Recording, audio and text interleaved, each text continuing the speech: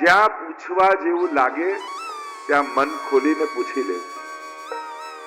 પ્રશ્ન જાગે, શંકા જાગે, ખોટું નથી, પણ એનું સમાધાન ગલત જગ્યાએ લેવું એ બહુ ભયાવહ છે. મનની શંકાઓના સમાધાન ગમે ત્યાં લેવા ન જાઓ. કારણ કોઈ નાદાનને પૂછશો ને તો ઉલટાના સંઘર્ષો વધારી દેશે. કોઈ સમજદાર અને કોઈ ભગવતી પાસે જીવનના પ્રશ્નોના ઉકેલ લઈને જવું, પ્રશ્નો લઈને જવું તો ઉત્તમ ઉકેલ આપે. ગીતાજીમાં વિચાર કરો, જો અર્જુનને મોહ થયો અને ભગવાનને પૂછવાની જગ્યાએ ધૃતરાષ્ટ્રને પૂછવા ગયા હોત કે શું કરવું, યુદ્ધ લડવું કે નહીં, તો કેવી ગીતા મળી હોત? ભગવાનને પૂછ્યું તો સમાધાન મળ્યું. નષ્ટો મોહ સ્મૃતિર્લબ્ધા તત્પ્રસાદાન મયાચ્યુત સ્થિતોસ્મિ ગત સંદેહ કરીષ્યે વચનમ તવ. અર્જુને કહ્યું ને, નષ્ટો મોહ. ભગવાને અહંકાર વધાર્યો નહીં, અહંકારને તોડ્યો, મોહને માર્યો. નાદાન વ્યક્તિ પાસે, અણસમજુ વ્યક્તિ પાસે, અજ્ઞાની વ્યક્તિ પાસે જો જીવનના પ્રશ્નો લઈને જશો ને તો એ તમારી મૂંઝવણો વધારી દેશે, જીવનમાં સંઘર્ષો વધારી દેશે. પણ સમજદાર વ્યક્તિ પાસે જશો ને, હું તો હંમેશા એમ માનું કે આપણા જીવનમાં આવતા પ્રશ્નોના ઉકેલ આપણા મનથી કાઢવા કરતા મહાપ્રભુજીની આજ્ઞાથી કાઢવા. જો આપણે વૈષ્ણવ છીએ, મહાપ્રભુજીના સેવક છીએ, એટલે આપણે તો જીવનમાં કોઈ પણ પ્રશ્ન જાગે ને તો એનો ઉત્તર શોધવો 16 ગ્રંથમાં. મહાપ્રભુજી આનું શું સમાધાન આપે છે, અને જો એ રીતે સમાધાન કાઢશો ને તો જીવનમાં શાંતિ આવશે. હું તો મારા વ્યક્તિગત જીવનની વાત કરું તો હું તો મારા જીવનમાં જે કાંઈ પ્રશ્નો આવે એના ઉકેલ મહાપ્રભુજીની આજ્ઞાથી કાઢવાનો પ્રયાસ કરું. આમાં એક વૈષ્ણવે અને ઉકેલ અને પ્રશ્નો દુઃખના જ હોય જરૂરી નથી, સુખના પણ પ્રશ્નો હોય છે. ઘણીવાર દુઃખના ઉકેલો શોધી શકીએ છીએ, સુખના સમય વધારે મૂંઝવાઈ જઈએ. સુખ અને દુઃખ જીવનમાં કઈ રીતે સ્વીકારવા, આ બંનેનો વિવેક છે. કારણ કે ઘણીવાર દુઃખ સમયે તો વિવેક આવી જાય છે, સુખ સમયે માણસ વધારે અવિવેકી થઈ જાય. કારણ કે દુઃખમાં અસમર્થતાનો અનુભવ થાય અને સુખમાં સર્વ સામર્થ્યનો અનુભવ થાય કે મને ક્યાં કોઈની જરૂર છે. જ્યારે તમને એવું લાગે ને કે મને હવે કોઈની જરૂર નથી, એ જ સમયે સમજી લેજો કે હવે ખરેખર ગુરુની જરૂર છે તને, કોઈ મહાપુરુષની જરૂર છે તને. કારણ જ્યારે જીવનમાં એમ લાગે મારે કોઈને પૂછવાની જરૂર નથી, ત્યારે જ પતનની સંભાવનાઓ પેદા થઈ જતી હોય. એવા સમયે કોઈ મહાપુરુષનો આશ્રય રાખજો. હું આ સુખ કઈ રીતે ભોગવું એ પણ જઈને પૂછો. આપણે ગુરુ પાસે જઈને તો પૂછીએ છીએ, આ દુઃખ જીવનમાં આવ્યું છે કઈ રીતે પાર થશે એ પૂછીએ છીએ, પણ જીવનમાં સુખ આવ્યું છે અને કઈ રીતે ભોગવું એ રસ્તો મને બતાવો. અને જો એ રસ્તો શીખી ગયા ને, સુખ में सुमिरन सब, दुख में सुमिरन सब करे, सुख में करे न कोई और दुख में सुमिरन जो करे तो दुख, सुख में सुमिरन जो करे तो दुख काहे को होय. જો સુખના સમયે ભગવાનને પકડી રાખશો ને તો ભગવાન જીવનમાં દુઃખ આવવા જ નહીં દે. એટલે જીવનમાં જ્યારે સુખ આવે ત્યારે પણ પૂછો કે આ સુખને કઈ રીતે ભોગવું. એક વૈષ્ણવે સુખનો સામનો કઈ રીતે કરવો જોઈએ. સુખમાં સારરૂપ પ્રભુ છે, એટલે કે સુખનો દાતા ઈશ્વર છે. જો આપણી હોશિયારી એમાં હોય, દુઃખ આવે ને પણ વાય મી, મને જ કેમ દુઃખ આવે છે. સુખના ટાઈમે ક્યારે પૂછું, મને જ કેમ આપો છો, બીજું કોઈ મળતું નથી.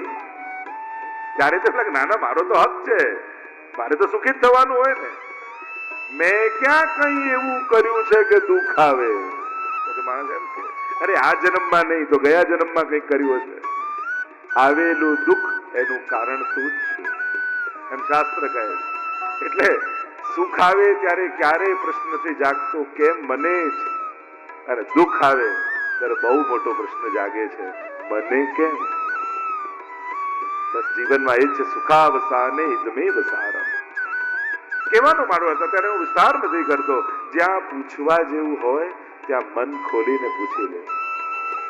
અહીંયા જયારે સુધજી આવ્યા છે, સૌનક આદિ ઋષિઓ સુતજીને બિરાજમાન કર્યા છે, પ્રશ્નો કર્યા છે. પ્રશ્ન કરતા સૌનક આદિ ઋષિઓ કહેવા લાગ્યા, અમારા જીવનમાં વિવેક કેમ આવે? બહુ મહત્વનું છે. સ્કૂલો શિક્ષણ આપે છે પણ વિવેક ના આપી શકે. વિવેક તો કેવલ ને કેવલ સત્સંગ આપે. તુલસીદાસજી પણ રામાયણમાં કહે છે, સુખ આવે, ધન આવે, ક્યાં ક્યાં વાપરવું એ આપણને ખબર છે. જો કેટલું ખાઈ શકો છો એ મહત્વનું નથી, કેટલું ખાવું જોઈએ એ સમજણ મહત્વની છે. કેટલું સૂઈ શકો છો એ મહત્વનું નથી, કેટલું સૂવું જોઈએ એ વિવેક મહત્વનો છે, એ સમજણ મહત્વનું. કેટલું જાગી શકો છો, આખી રાત જાગવું એ મહત્વનું નથી, કેટલું જાગવું જોઈએ એ વિવેક, એ સમજણ છે કે નહીં એ મહત્વનું. એમ કેટલા પૈસા ક્યાં ક્યાં વાપરો છો એ મહત્વનું નથી, ક્યાં ક્યાં વાપરવા જોઈએ એ વિવેક મહત્વનો. એટલે દુઃખ આવે ત્યારે માણસ પોતે સાવધાન હોય છે, અસમર્થ હોય છે. ભય ત્યારે હોય છે જ્યારે ભગવાન સામર્થ્ય આપે છે, અને ત્યારે વિવેકની વધારે જરૂર પડે. ભક્તિ જ્ઞાન અને વૈરાગ્યથી પ્રાપ્ત થનારા વિવેકની વૃદ્ધિ કેમ થાય?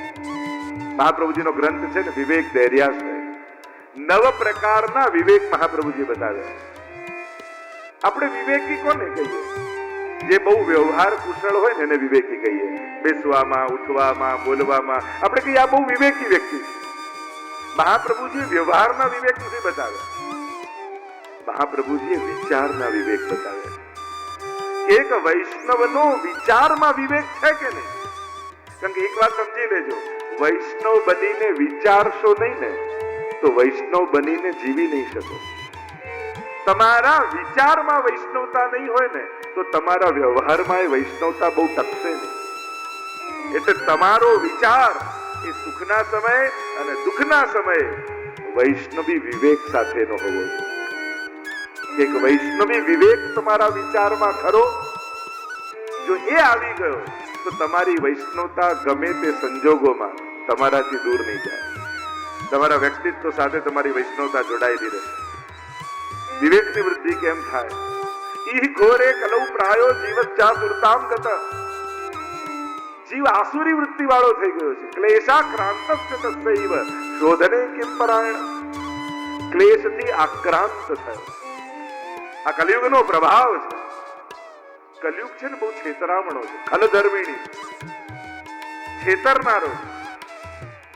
અને એટલા માટે કલિયુગ તમને વારે ઘડી એવું બતાવશે, જો પેલો પાપ કરે, જો લોકો દુરાચાર કરે, જો પેલું આવું ઠગે છે બધાને, તોય કેટલો સુખી છે. અને તું ઈમાનદારીથી રહે, પુણ્ય કરે, ધર્મ કરે, સેવા કરે, તોય તું દુખી છે. આ કલિયુગની માર્કેટિંગ સ્ટ્રેટેજી. એમ કરી તમારા હાથે પુણ્યો છોડાવી તમને પાપમાં પ્રવૃત્ત કરાવે. સુખ દુઃખ બધાને સરખા જ હોય છે. ચમક બહારથી દેખાતી હોય છે, ઘરમાં એની જોડે મહિનો રોજ ખબર પડે એને કેટલા દુઃખ છે. એટલે ખાલી ચળકાટ જોઈને અંજાઈ જવાની જરૂર નથી. પણ કલિયુગની માર્કેટિંગ સ્ટ્રેટેજી શું છે? પાપીઓને સુખી બતાવે અને પુણ્યશાળી લોકોને દુઃખી બતાવે. અને આમ કરી સમાજને પુણ્ય છોડાવે અને પાપમાં પ્રવૃત્ત કરે. અને એટલા માટે કલિયુગની આ ચાલાકીથી સાવધાન રહેજો. કલિયુગ કદાચ તમને છેતરવાની કોશિશ કરે ને તો કહેજો એને, ભલે દુખી પણ ભગવાન અમારી સાથે છે ને, અમારે ભગવાનને છોડીને સુખી થવા ક્યાંય નથી જવું. જો પ્રભુના ચરણ પકડી રાખશો ને તો આ બધા સુખો ગોતતા ગોતતા તમારી પાસે આવી જશે. પણ જો કલિયુગના પ્રવાહમાં અંજાયા અને પોતાના હાથમાં આવેલા સત્કર્મોને મૂકી પાપને પકડ્યા ને તો આ કલિયુગ તમને ક્યાંયનો નહીં રહેવા દે. કારણ કે પાછા વળતા શરમ લાગશે અને આગળ વળતા બીક લાગશે કે હવે ક્યાં સુધી જવાનું, અને હવે શું મોઢું બતાવીશ. જો ને આપણા બધાનો નહીં, ગુસ્સો કરતા કોઈને શરમ ના આવે, સોરી કહેતા બધાને શરમ આવે. મનમાં થાય ખરા કે માફી માંગી લઈએ, સોરી કહી આવ, બહુ શરમ આવે છે, મારે કહેવી તો છે. અરે ગુસ્સો કરતા તો શરમાયો નહીં, ભૂલ કરતા તો શરમાયો નહીં, એનું લેતા તો શરમાયો નહીં, પાપ કરતા જરાય શરમ નહીં, પુણ્ય કરતા બધાને શરમ લાગી. આ કલયુગનો પ્રભાવ. અને કલયુગ કોશિશ કરે છે આપણા હાથમાં આવેલા સત્કર્મો, પુણ્યો, સેવા, ભગવત ભજન મુકાઈ જાય. જો ચારે તરફથી પ્રયાસ થશે, તમે ભક્તિમાં જોડાશો ને તોય બધા કહેશે, જો ને અત્યારથી નાની ઉંમરમાં અત્યારથી સેવામાં લાગી ગયા, હજી તો આને પરણાવવાનો બાકી છે, હજી આનું બાકી છે. તો એને પરણાવવામાં, સેવામાં આમાં તાલમેલ ક્યાં?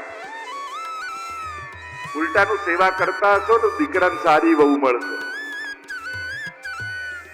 એમ નથી વિચારતા. પણ આપણે વિચાર કેવો આવે, અરે આ કરીશું તો પછી સંસાર, જે ભગવાનને સાચવે છે ને, ભગવાન એનો સંસાર સાચવી લે છે. જો જેના ઘરે સેવા બિરાજે છે, કોઈને વાંધો આવ્યો? બધા લૌકિક પાર થઈ જ ગયા ને. ઉલટાનું ઠાકોરજી કેવા સદ સંસ્કાર વાળા, સદબુદ્ધિ વાળા બાળકો, પરિવાર આપણને આપે છે કે આપણા આવતી પેઢીમાં પણ ઠાકોરજીની સેવા જળવાઈ રહે. આવો ભાવ આપે. જેના ઘરે ઠાકોરજી બિરાજે ને, ઠાકોરજી એના પૂર્વજોનો ઉદ્ધાર કરે અને સંતતિનું કલ્યાણ કરે.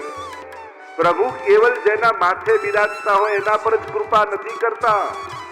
પ્રભુ જેના માથે બિરાજતા હોય ને, એના પૂર્વજોનો ઉદ્ધાર કરે અને સંતતિની સુરક્ષા કરે. જો વિચાર કરો, આ પરીક્ષિત મહારાજની કેવી રક્ષા ગર્ભમાં ભગવાને કરી. કેમ? એ તો હજી નવજાત બાળક, એને કયું પુણ્ય કર્યું, એને એવું કયું સત્કર્મ કર્યું? એનો એક જ ગુણ હતો, એ પાંડવોનો વંશજ હતો. તો પરીક્ષિત મહારાજને ભાગવત ક્યાંથી મળે? કોઈ એવું સત્કર્મ કર્યું હતું? આપણે કહીએ ને પુણ્યનો ઉદય થાય ત્યારે ભાગવતની કથા મળે. પરીક્ષિત મહારાજે કયું પુણ્ય કર્યું હતું? પાપ જ કર્યું હતું ને. ઋષિનો અપરાધ કર્યો, મરેલો સર્પ ગળામાં નાખ્યો, અપરાધ કર્યો છે. પુણ્ય ક્યાં કર્યું છે? શ્રાપ લાગ્યો, 7મા દિવસે જીવતો તક્ષક આવીને દંશ દેશે. છતાંય ભગવાને ભાગવત રૂપે અવતરિત થઈ અને પરીક્ષિતનો ઉદ્ધાર કર્યો. કેમ? એનું મુખ્ય કારણ એ છે, ભક્તનો વંશજ છે, વૈષ્ણવનું બાળક છે. ભગવાન કહે, જે વૈષ્ણવે જીવનભર મને સાચવ્યો છે, એની સંતતિની પણ હું સુરક્ષા કરું છું, એની સંતતિનું હું કલ્યાણ કરું છું. પૂર્વજોને તાર્યા છે, સંતતિને બચાવ્યા છે. અને એટલા માટે આ બંને કાર્ય પરમાત્મા કરે છે. અહીંયા કહ્યું કે આ કલયુગ એવો છે, ખલધર્મિણી છે. મહાપ્રભુજી એટલે જ આજ્ઞા કરે છે, યદા બહિર્મુખાયુયમ ભવિષ્યત કથંચન સદા કાલ પ્રવાહસ્થા દેહ ચિત્તાદયો. જો તમે પ્રભુથી બહિર્મુખ થયા તો આ કાલના પ્રવાહમાં વહી જશો. આ કલયુગથી બચવાનો એક જ ઉપાય છે, પ્રભુની સન્મુખતા. પ્રશ્નો કર્યા છે, કોઈ પવિત્ર કરનારાઓમાં પણ પવિત્ર કરનારું એવું કોઈ સાધન અમને બતાવો. અમને એવું કોઈ સાધન બતાવો જે ભગવાન કૃષ્ણને મેળવી આપે. અને ત્યારે ઉત્તર આપતા સુતજી કહેવા લાગ્યા કે અરે તમારા અનેક પ્રશ્નો છે, અને પ્રશ્નો તો કર્યા પછી પ્રણામ કર્યા. જો ગીતાજીમાં ભગવાને વિધિ બતાવી ગુરુ પાસે જવાની, તદવિધિ પ્રણિપાતેન પરિપ્રશ્નેન સેવયા ઉપદેક્ષંતિ તે જ્ઞાનમ જ્ઞાનિન તત્વદર્શિનઃ. તદ વિધિ પૂર્વક જાઓ, પરિપ્રશ્નેન સેવયા, સેવા કરી અને પછી પ્રશ્ન કરો, અને પ્રણામ કરો. પ્રણામ કરતા સૌનકાદિ ઋષિઓ બોલ્યા, ગુરુ વંદના કરી. ગુરુ તત્વ એવું છે, ગુરુ એક અવસ્થા છે, ગુરુ એક સ્થાન છે, ગુરુ એક વ્યક્તિત્વ છે, ગુરુ એક વિચારધારા છે. પણ એ વિચારધારા કોઈ વ્યક્તિથી વહેતી હોય છે. એ ગુરુ ભાવ જેને આધ્યાત્મિક માર્ગમાં ચાલવું છે, એના હૃદયમાં જે ભગવત ભાવ છે, એવો જ એક ગુરુ ભાવ પણ હોવો જોઈએ. કોઈ એક એવો મહાપુરુષ, ભલે ગ્રંથ રૂપે હોય, કોઈ વિચારધારા રૂપે હોય, કોઈ ચિંતન રૂપે હોય, પણ એની આજ્ઞામાં મારે રહેવું છે. જેમ પ્રભુની સેવાની મહત્તા છે, એટલી જ મહત્તા આપણે ત્યાં ગુરુની આજ્ઞાની પણ છે. ગુરુ આજ્ઞા મેં નિષ્દિન રહીએ,